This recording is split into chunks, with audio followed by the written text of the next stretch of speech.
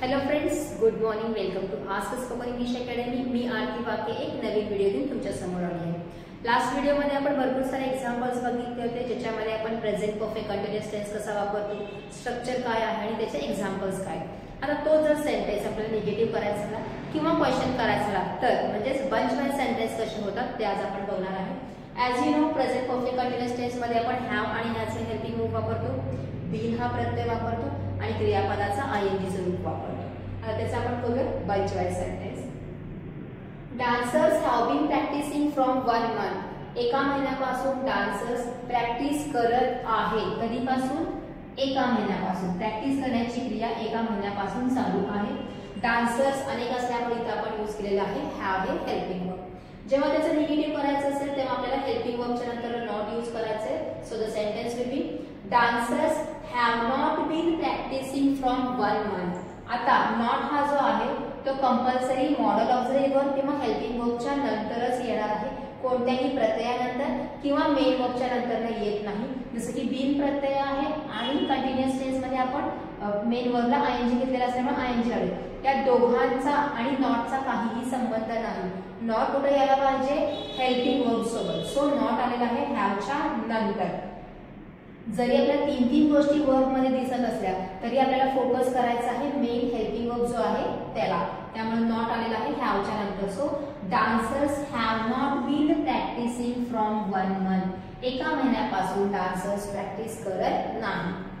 Have dancers been practising from 1 month. Again helping वर्बनी प्रश्नाची सुरुवात झालेली आहे आणि बीन आणि प्रॅक्टिसिंग हा सब्जेक्टच्या नंतर आलेला आहे. बीन अगोदर येणार नाही. जसं निगेटिव्ह साठी हेल्पिंग वर्ब महत्वाचा आहे तसंच प्रश्नासाठी सुद्धा हेल्पिंग वर्बच महत्वाचा आणि तोच तेवढा पुढे येणार आहे.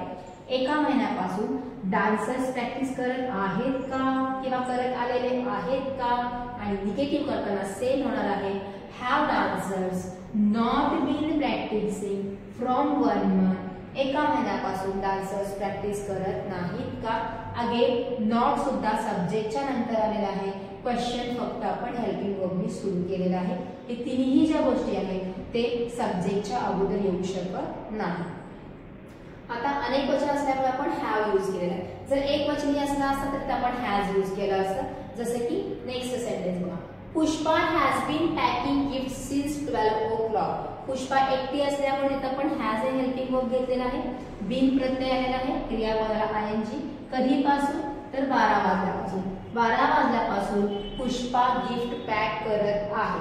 आता इथं आपण नॉट काय केलं होतं? सेपरेट घेतलं होतं. जर आपल्याला शॉर्ट फॉर्म घ्यायचं असेल तर आपण हेल्पिंग वर्बला एनटी हा प्रत्यय लावतो. सो हॅज नॉटच्या ऐवजी इथे घेतलेला आहे हॅजंट. कसं?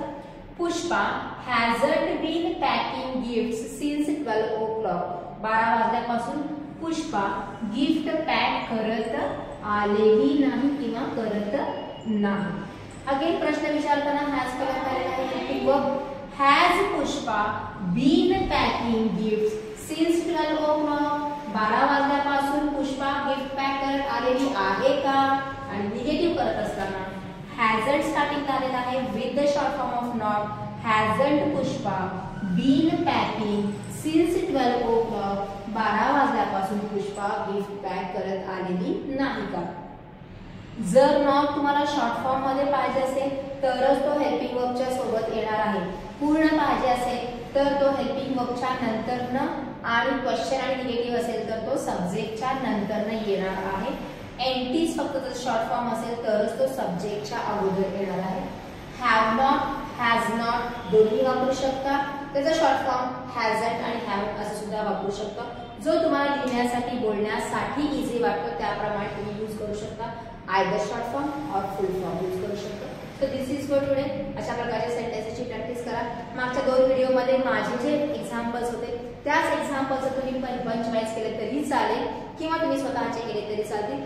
फक्त लिखाणाच्या ऐवजी ते तुमच्या तोंडातला बाहेर येईल. म्हणजे एक सेंटेन्स घेतला त्याचं निगेटिव्ह, इंटरोगेटिव्ह आणि इंटरोगेटिव्ह तुमच्या तोंडातच बाहेर येईल. म्हणजे तुमच्या ओरल जी प्रॅक्टिस आहे ते होईल की एक मोठाच्या मोठा सेंटेन्स मी कसं बोलू शकतो त्याची तुम्हाला प्रॅक्टिस होणार आहे.